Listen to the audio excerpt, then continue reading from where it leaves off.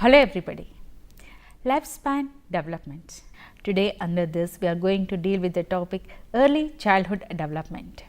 The objective of this lesson is to understand the characteristics period of the early childhood development, to discuss the developmental tasks, to understand the body growth and brain development during the early childhood, to understand the socio-emotional and moral development during the early childhood.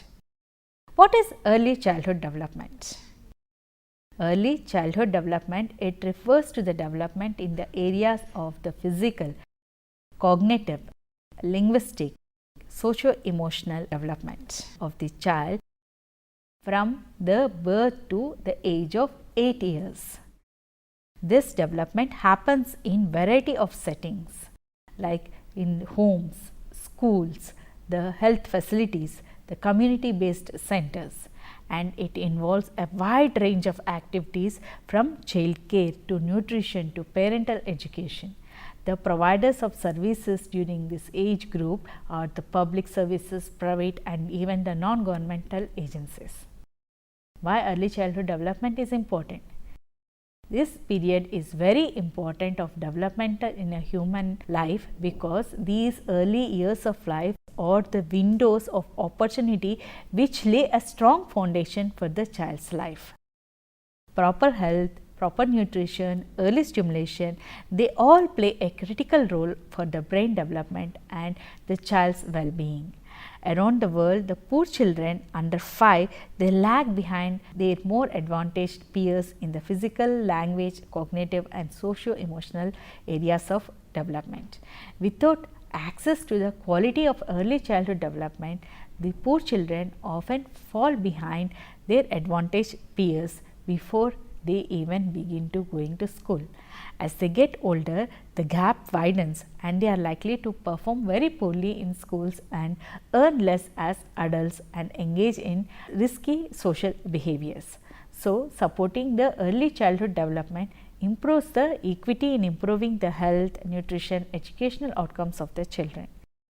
Research shows that early childhood development intervention benefits the poorest and most disadvantaged children the most, even those children currently are the least likely to have access to them. In addition, it is more difficult and more costly to intervene these conditions later in the child's life. The early childhood development targeted to the most disadvantaged and are cost effective strategies which promote the children's success in the school. So, this is about the importance of early childhood development. The early childhood development matters because it is a priority area for researchers, for policies, for programs with the increasing recognition of the interconnection between the nation's developmental goals and quality of services that can be provided for the young girls and boys and their families. The Millennium Development Goals are closely interconnected in their impact on the rights of the young child. Poverty, maternal and child survival, nutrition, health protection from violence, abuse, exploitation, gender equity and human development have short and long term consequences for the rights of young children with implications for future generations. And this is the why so much of importance is given for early childhood development. It is an extremely sensitive period of human development during which the brain, especially the governing emotions, attentions, self-control and stress is shaped by the child's environment. As children grow, the biological and environmental factors that determine their development become intertwined. When the environment is secure, positive one, these factors join forces to help maximize the child's potential. But when the children are facing or obstacles to healthy development like the poverty or inappropriate care or violence, the environment and biology may root them into a course of emotional, physical and mental health problems. So, this is about the early childhood period and why so much of importance has been given during this period.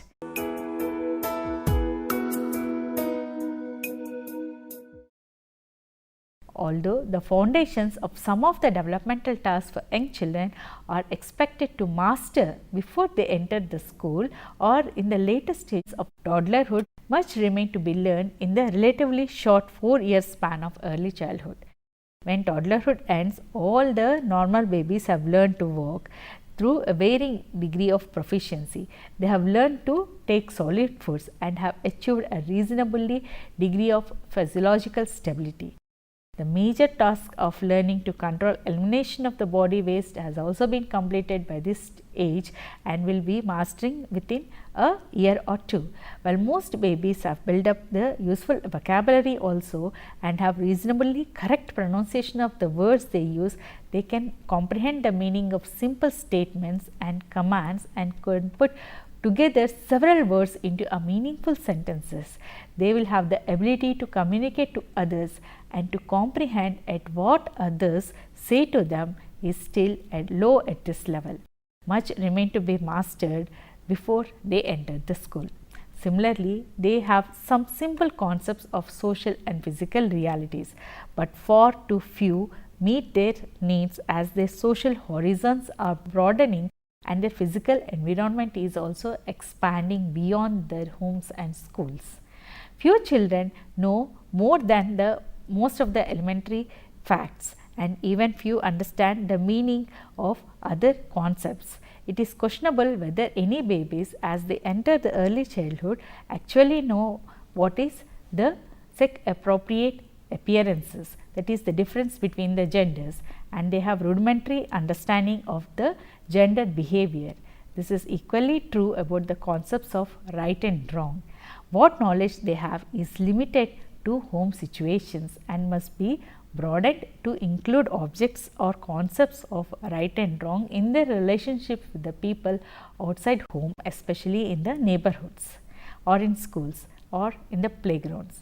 One of the most important for many young children, one of the most difficult tasks during the early childhood is learning to relate emotionally to the parents, siblings and other people. The emotional relationship that existed during the toddlerhood must be replaced by more mature ones. The reason for this is that the relationships in the toddlerhood are based on the babyish dependence on the others to meet their emotional needs, especially their need for affection. But in case of young children, they must learn to give as well as receive affection. In short, they must learn to be outer bound instead of self bound.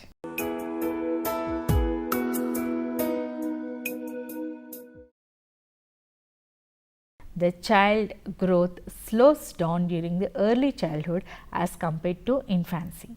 The child develops physically, he gains height, weight, he learns to walk, run, jump, and his world will be expanding from parents, families and adults near the home and school.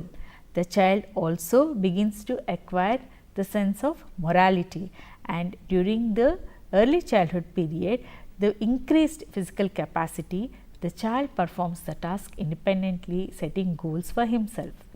The increasing maturation of the brain gives him opportunities to expand his world. As we already know, the development takes place in two ways, that is cephalocaudal and proximodistal. The developmental proceeds from head region to the tail region, which we call it as the cephalocaudal. The children gain control over the upper part of the body before the lower part. This is why we can notice that the infant head is proportionally larger during the early infancy stage. The next type of growth is the proximodistal, that is from the center of the body moving towards the extremities or distal regions, which we call it as proximodistal.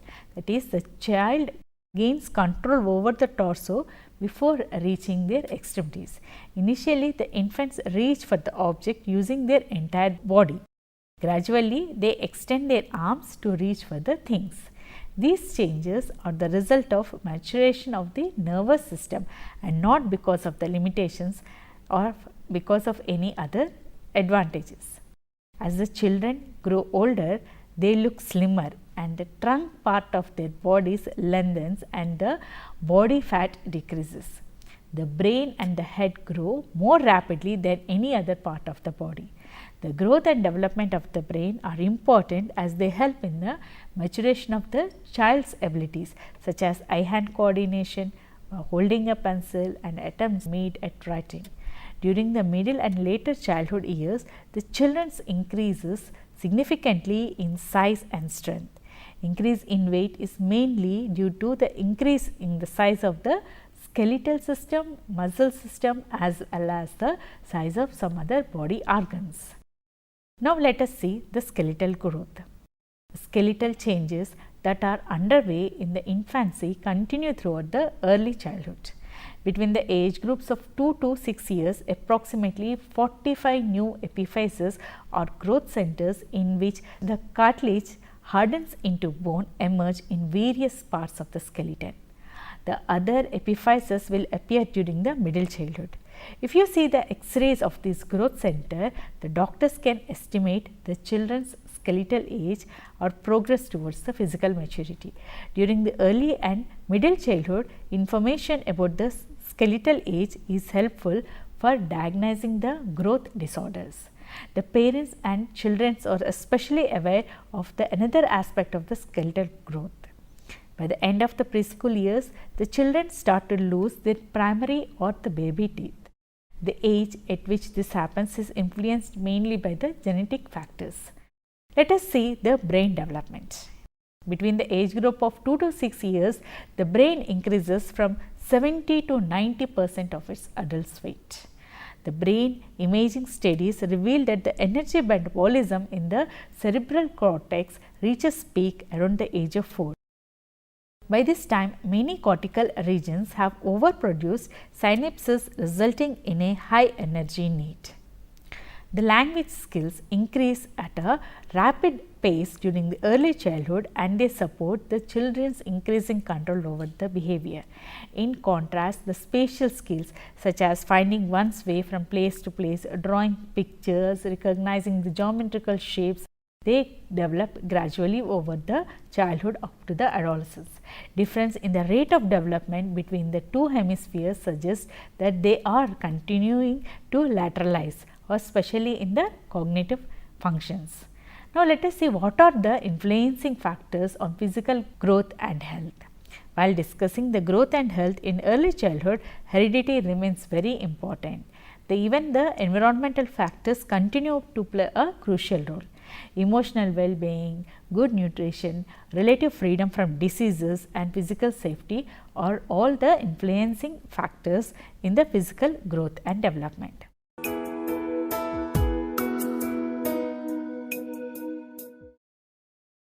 The gross motor skills during the early childhood years involve the use of arms and legs and moving around with confidence and more purposefully in the environment.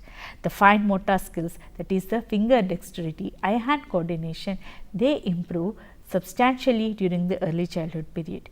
During these years, the child preferences for left or right hand also develops. The gross motor development.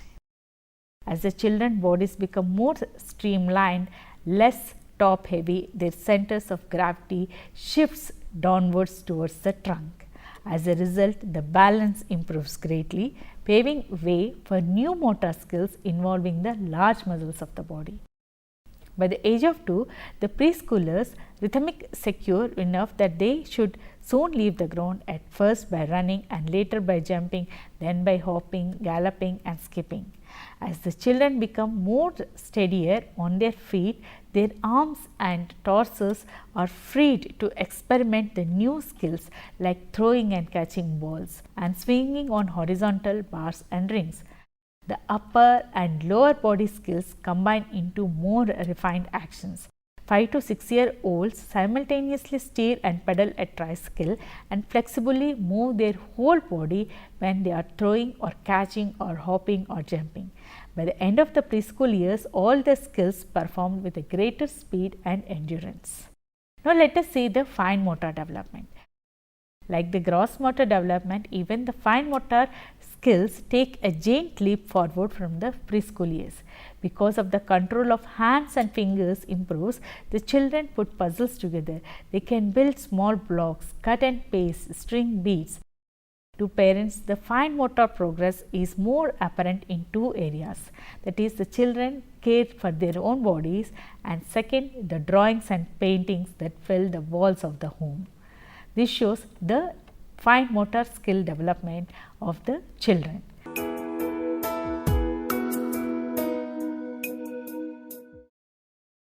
The child's ability to acquire the concept of object permanence enables him to use the mental symbols or represent objects.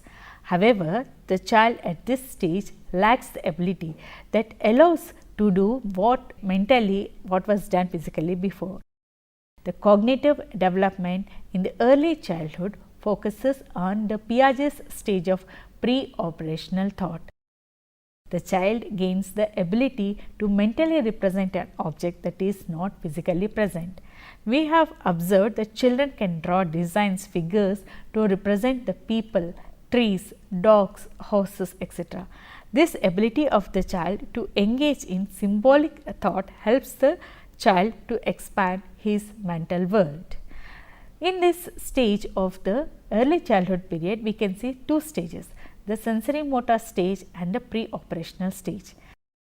The sensory motor stage is from 0 to 2 years, that is during the infancy, where the infants explore the world by coordinating the sensory experiences with physical actions. In pre-operational stage, that is from 2 to 7 years, symbolic thought develops. Object permanence is established and the child cannot coordinate different physical actions of the object. The progress in symbolic thought continues. The silent future of the pre-operational period is egocentrism, that is self-focus. Egocentrism means the children sees the world only in terms of their own selves and are not able to appreciate other points of view. The children, because of egocentrism, engage in animism. Animism means a thinking that all the things are living like oneself. They attribute the lifelike qualities even to inanimate objects. Piaget's theory of pre-operational stage, the children are moving from the sensory motor to pre-operational stage, which spans from 2 to 7 years of age. The most obvious change is extraordinary increase in representational or symbolic activity. For example, we can see that the infants and toddlers have the ability to represent their world, but here it is egocentrism which takes place. Piaget points out that egocentrism as responsible for the pre-operational animistic thoughts of the children, where the child believes inanimate objects having a lifelike qualities. For example, a 3-year-old charmingly explains that the sun is angry at the clouds and has will chase them away, demonstrating the kind of the reasoning according to the Piaget, because young children egocentrically assigns the human purposes to the physical events and magical thinking is very common during these years. Piaget also argues that egocentrism prevents them from accommodating or reflecting on or revising their faculty of reasoning in response to their physical and social worlds. Pre-operational children's inability to conserve highlights of several related aspects of their thinking. First, their understanding is centered or centration, that means they focus on one aspect of the situation, neglecting the other important features. In conservation of liquids, the child centers on the height of the water, failing to realize that all changes in the height are compensated for the changes in the weight. Secondly, the children are easily distracted by the perceptual appearance of the objects. It looks like there is less water in the short white container, so it must have less water. And the third is that the children treat the initial and final states of water as unrelated events, ignoring the transformation of the things between them. The most important illogical feature of the pre-operational thought is irreversibility. Irreversibility means an inability to mentally go through a series of steps in a problem and then reverse the direction, that is returning back to the starting point. Reversibility is a part of logical operation. For example, Preeti spills her box of cereals. Sammy cannot the reverse by thinking to himself, I know that Preeti does not have more cereals than I do. If we put them back into the little box, her raisins or cereals would be just the same. But the reverse thinking is absent during the early childhood period.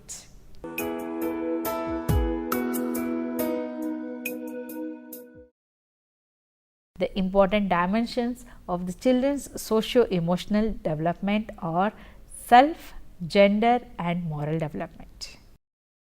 During the early years of the childhood, some important development of self takes place. The child, due to socialization, has developed a sense of who he or she is and whom she or he wants to be identified with. Developing the sense of independence makes the children do things on their own. According to Erikson, the way the parents respond to the self-initiated activities leads to developing a sense of initiative or a sense of guilt. For example, giving freedom of opportunities for playing like cycling, running, skating, etc. and answering the children's questions will create a sense of support or a sense of initiative taking place in the child. During the early childhood, children start to develop the self concept, the attributes, the abilities, attitudes, values that they will believe will be defining them. For example, young children label themselves in the terms of the age of the child or adult, the gender boy or girl, the physical characteristics like short or tall, the values of good and bad. The labels are used to explain the children's self-concept in a very concrete and observable terms. Another emotional capacity that develops during the early childhood is empathy. It is also an important component of positive social behavior. Again, as with other emotions, the development of empathy also depends on the cognitive and language development that takes place during this period. The children cannot engage in abstract thinking or take someone else's perspective and are typically unlikely to respond with empathy. Externally, the role models and environment will influence how the children react to the world emotionally. For example, Bronfenbrenner's ecological theory discusses the micro, meso and macro level of influences. During the early childhood, the immediate or the micro level of the child's environment, it consists of family and the direct caregivers such as teachers or babysitters. The children with caregivers who show warmth, compassion, understanding as well as genuine concern, help towards the others will learn to show empathy or the pro-social behavior during the later adulthood and also during the adolescence. Meso level. At the meso level, it includes the characteristics of the childhood's neighbor or the school system, such as the safety traditions and cultures also. For example, if the children grow up feeling unsafe or focus primarily on meeting the basic survival needs, the fear of violence, the sense of insecurity will flavor the children's emotional reactions and beliefs. On the contrary, if the child is living in a safe, supportive environment, the young child will have more positive views and emotional responses towards that environment. Then comes the macro level of influence. The child's nation of residence can also affect his or her emotional development. This is about the socio-emotional development. So, after having understood how the social development and emotional development takes place, let us now move on to see the moral development. Moral development is another important aspect of the child development when the learning about what is right and what is wrong takes place. The way the children come to distinguish between the right and feeling guilty to put themselves in others' positions and to help others when they are in trouble, these are all the components of moral development. Just as the children pass through various stages of cognitive development, according to Kohlberg, they pass through various stages of moral development, which are also age related. Kohlberg interviewed children in which they were presented with stories in which the characteristics face moral dilemmas. The children were asked what the character in the dilemma should do and why. According to him, the children approached thinking about right and wrong differently at different ages. The young child, that is before 9 years of age, thinks in terms of external authority. So, this is how the moral development during the early childhood period takes place. We have learnt that early childhood is a time for remarkable physical, cognitive, social and emotional development. The infants enter the world with limited range of skills and abilities. Watching a child develop new motor, cognitive, language and social skills is a source of wonder for even the parents and caregivers. During the early childhood years, such growth and change happens at a very rapid pace, so fast that adults often marvel at how quickly certain skills have emerged.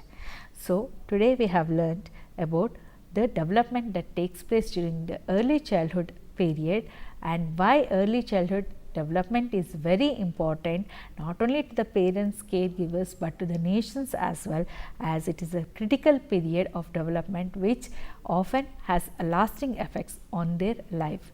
We also have understood how the skeletal growth and the brain development takes place. We went to understand the pre-operational stage of cognitive development according to the Piaget, and we also understood how the emotional development takes place, and we have also understood the moral development or the sense of right and wrong develops in these children. Hope you have understood the lesson. Thank you.